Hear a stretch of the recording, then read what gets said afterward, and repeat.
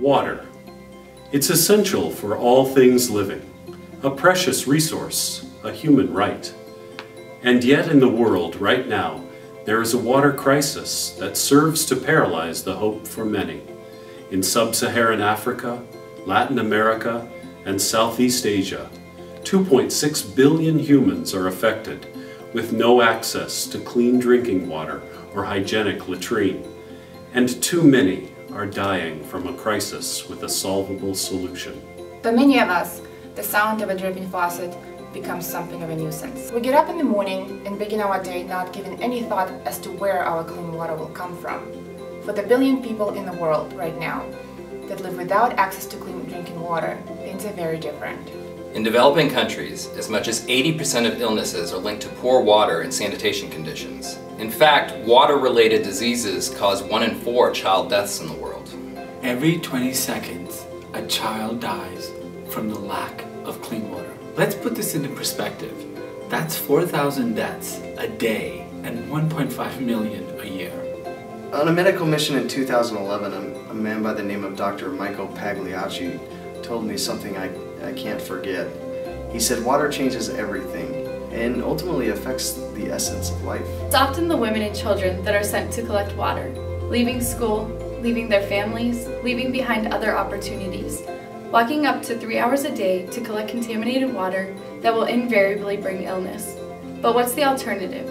Going without water is a much timelier death. The walk for these young women and children is often dangerous. They are left alone and exposed. Time spent collecting water is time they don't have to get an education, to find employment opportunities, to raise a family. There are solutions, sustainable solutions that can have global impacts.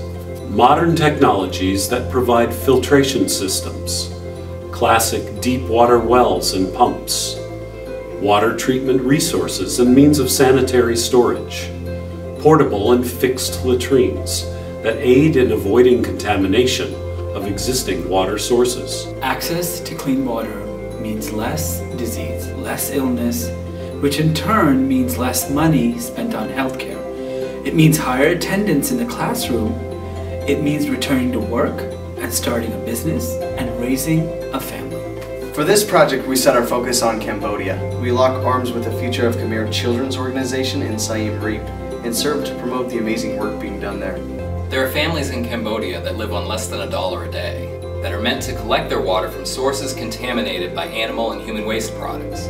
Standing bodies of water, sometimes in large cement basins, that become breeding grounds for the reproduction of mosquitoes, in turn transmitting diseases like malaria and dengue. Or the water becomes contaminated with bacteria and protozoa, and heavy amounts of parasites, which all lead to poor health outcomes, illnesses like typhoid, cholera, and diarrhea.